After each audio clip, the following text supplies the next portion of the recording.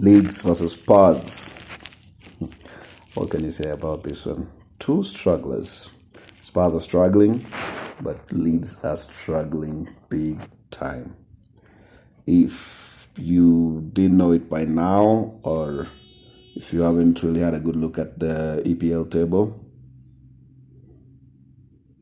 Leeds are in a relegation battle.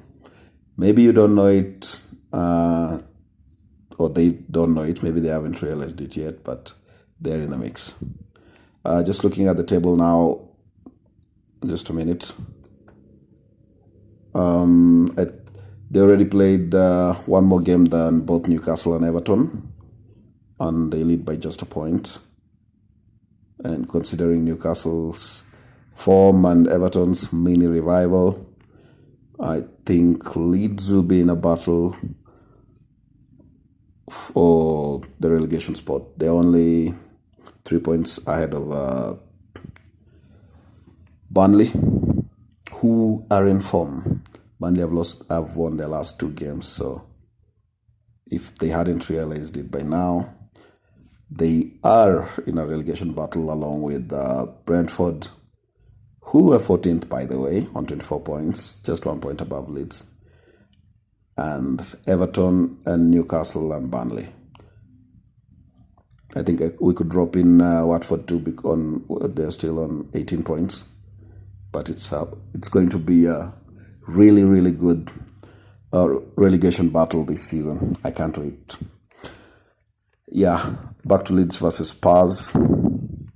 Having said both teams are struggling, I'd just like to point out that after getting hammered by Liverpool in midweek, 6-0, Leeds are now they have conceded the most goals in the Premier League. 56 goals conceded in 25 games. That's not good. That's relegation form. And I think, I'm not sure if they'll make it. I'm really not sure. Just have to look at how things go. For the Spurs game, I have to also mention Spurs are in a bit of turmoil, especially after winning against City on, I think, Sunday, and then losing to Burnley, lowly Burnley, by a goal to nil. These are two teams that are not easy to predict given the kind of form they're in. I think the only team that's more difficult to predict in the Premier League than these two is Southampton. But I'm going to give it a go anyway. Team news: Leeds are still without Bamford and Calvin Phillips. And now they have to add Diego Llorente to that list. He got injured against in the last game against Man United when they lost by 2 goals to 4 goals to 2. But on the flip side, Spurs, Reguilon is back, but Bentancur is out. He also got substituted at halftime. Spurs are missing Skip and Tanganga. Those two are definitely out. I don't think I'd like to hear your perspective on what you think about Conte's comments. Literally after the Burnley game, just throwing his players under the bus. Basically, what you're saying is like he was surprised at the level, like how poor Spurs were. This is weird considering how much he was praising them at the end of the week after they beat Man City 3-2. So I think Conte is just realizing the level that Spurs are. It's like he did not do his homework before going to the Tottenham Stadium. And I love to see that. I love to watch Spurs struggling. And Conte is a world-class manager, but is quickly turning to a whiner. It's childish. Like he's throwing his the toys out of the pram just because things are not going out of his way. I'm shocked. Like, do you think Conte expected to cruise with Spurs? If that was his expectation, I think he hadn't done his due diligence. Anyway, having said all that, I think Spurs will still have enough, more than enough to beat Leeds at Elland Road. I'm going to say 4-1. Spurs will have a comfortable win. I don't think Leeds have it in them to handle Spurs attack. The Spurs attack, the trident of Hurricane, Son and Heung-min Son and Lucas Moura, or more recently Dejan Kulusevski. I think Spurs will win comfortably, 4-1. It's still baffling how Leeds are playing this season. They were absolutely fearless the previous season, but it seems like their relentless all-out attack style has fizzled out. Teams must have figured out how they're playing. So, Bielsa, very competent manager, but it just tells you how competitive the Premier League is, especially after you had any form of success, even as a striker, even as a team, as Leeds show. Teams study you. They study everything you do. So when you come back the next season, you have to have fresh ideas, fresh players who actually improve the team. So Leeds are struggling. Interesting stat about the most goals conceded by Leeds. I thought Norwich comfortably had that prize, but wow, I didn't expect that. Tottenham Hotspur, jokes aside, their fans must be disappointed with them. Harry Kane and Son, I think, are world-class players. So it's their inconsistency is strange. I've seen posts about people saying that they are cursed, and they've invested a lot of money as well. It seems like after Gareth Bale left, there's no success whatsoever. Nothing to actually say, okay, this is what we've achieved. And with some actually very decent players. Conte is just completely unraveling. He's looking a bit like a mercenary right now, unless he changes things quickly. I think what he's trying to do, to answer your question, is trying to hold his players accountable. But the Spurs mentality is just a bit fragile. Like you said, he goes from praising his players 1 week to completely destroying them the next, basically calling them incompetent. So, I don't know how I'd feel as a player, but with Conte, I think he had not expected them to cruise, but I believe he had the confidence to make them at least solidly, defensively solid.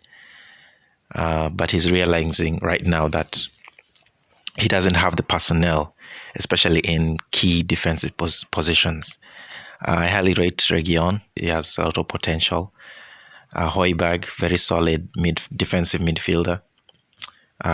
Hugo Lloris, obviously World Cup winner. And obviously their attacking duo is very good. But other than that, no one is consistent enough to actually help the team. But I'm going for another Spurs loss. However, I'm going against your prediction. I'm going 2-1 Leeds. Maybe because they're playing at home. Maybe I have something with Premier League teams that play at home. So 2-1. I'm going 2-1.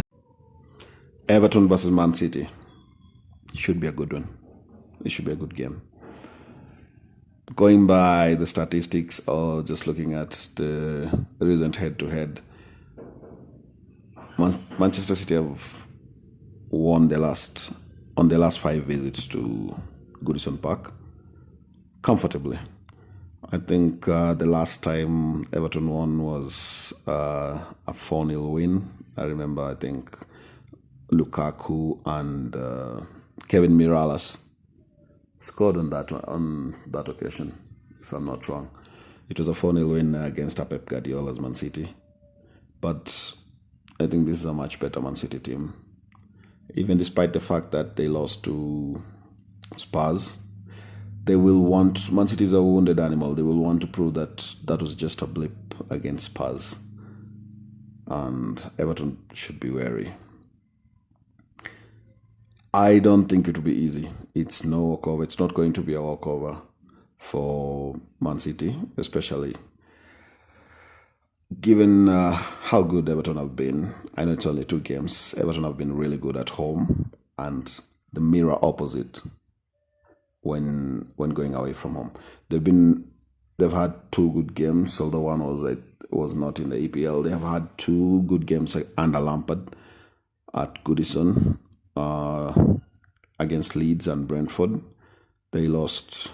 They were abysmal away to Newcastle and Southampton last week. Everton will be still without Yeremina and Ben Godfrey at the back. I think Olivier Ducour, not Olivier. I'm confusing. There was once an Olivier Ducour for Leeds many years back, but I'm talking about Abdoulaye Doucouré. I think he's still out, but one of the better players for Everton this season, Demirai Gray, I think is a fitness doubt, but could be back for this one, and I think that would give Everton a real boost up front. City will still be without Gabriel Jesus and Jack Grealish, but does it really matter? I don't think it matters. They have so many weapons. Pep Guardiola tried and failed last week, experimenting with Bernardo Silva as a false 9. Yeah, Man City have played a false 9 throughout the season, but not once has Bernardo Silva been the false 9. All front players have been the false 9 at one point or the other, but not Bernardo Silva. And I think that was a mistake that Pep will look to correct instantly. So I think that would mean Gundogan, in spite of scoring the equalizer against Spurs, I think he will go back to the bench, and that might make room for Riyad Mahrez to come into the side. One of their best players this season, I think. As far as predictions go, I think City will just edge it. It's not going to be like a romp for me. It's not going to be 4-0, 4-1 or 5-1 like a few of the past results have shown. I'm going to say Everton 1, Man City 2, but don't be shocked if the game ends at 1-1. Yeah, that's it. Everton versus Manchester City, just like Spurs. Which version of Everton will we get? Frank Lampard has bested Pep before when he was Chelsea manager. I'm sure you remember that game. The Pulisic run, and then I think Willian scored a penalty. It was very, very crucial win for Chelsea at the time. Maybe that's the strategy Lampard will adopt. Sit back, stay compact, let Gray and Richarlison loose on the counter-attack. But very bold prediction, considering just how good City are. So if Everton score first, they have a chance. So I'm going 2-1 Everton. But if City score first, comfortable 3-0 win for City. And Frank Lampard, I think, will be under even more intense scrutiny in the next couple of games.